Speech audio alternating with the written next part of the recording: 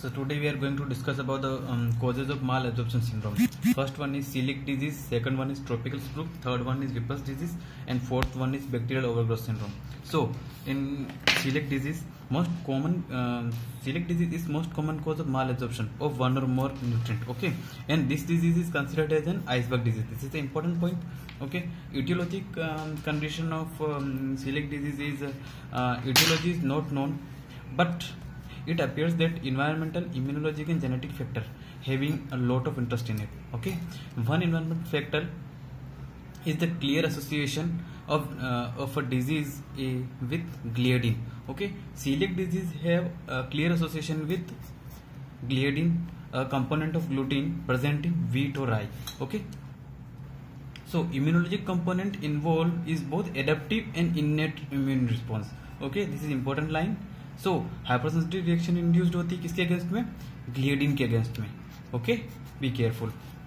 So moving towards the clinical feature, intestinal clinical feature in which most common feature is diarrhoea which is associated with weight loss.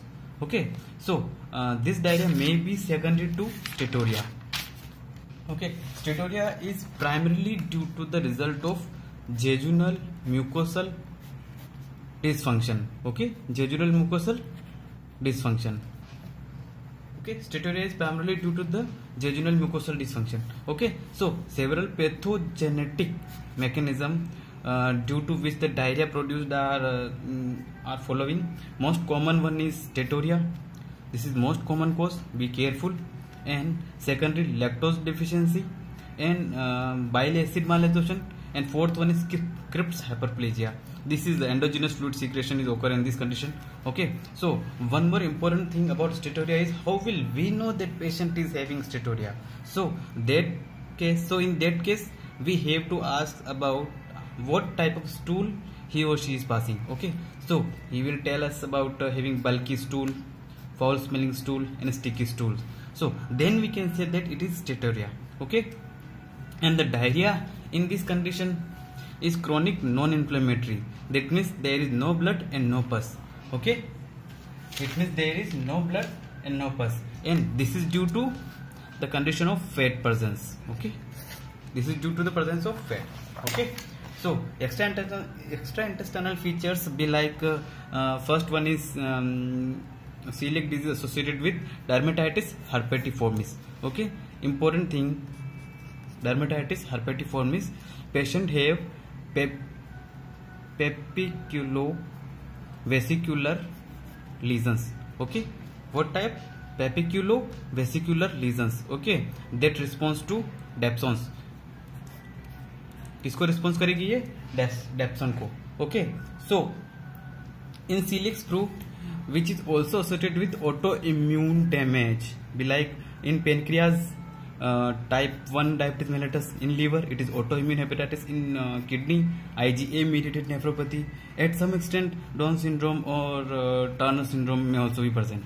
Okay, so in investigation section, biopsy of small intestine is very important. One more thing, biopsy is the most important thing and this is gold standard.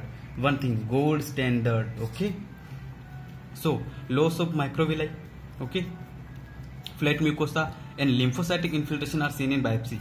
Okay, the important thing to note here is almost all patient of celiac disease with DH. Okay,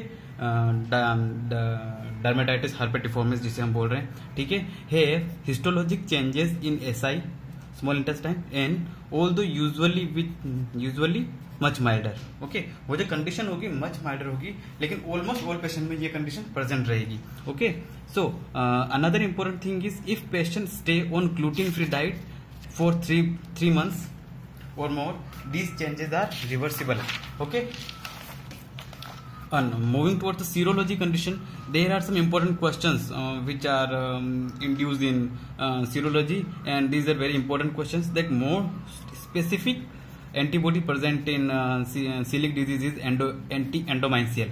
Okay, then most sensitive antibodies which is anti-TTG. Sorry, the first one is most specific antibody. This is anti-endomycial, and most sensitive one is anti-TTG. Okay, At genetic level, the most sensitive investigation, which is nearly 100% sensitive, as these alleles are present in celiac disease, are HLA-DQ2 and HLA-DQ8. These are very important questions actually.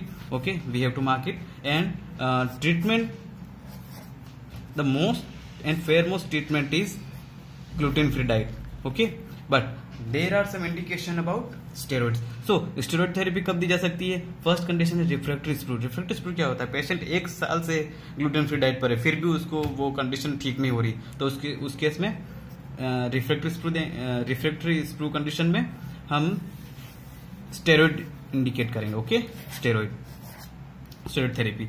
दूसरा है coeliac shock, मतलब gluten overload हो गया है associated with autoimmune hepatitis, उस case में दे सकते हैं. स्मॉल इंटेस्टाइनल लिम्फोमा हो गया तो हम दे सकते हैं. बट यहाँ पे एक बात याद रखने की है कि स्मॉल इंटेस्टाइनल लिम्फोमा जो है the most common cause of death in coeliac disease. Okay,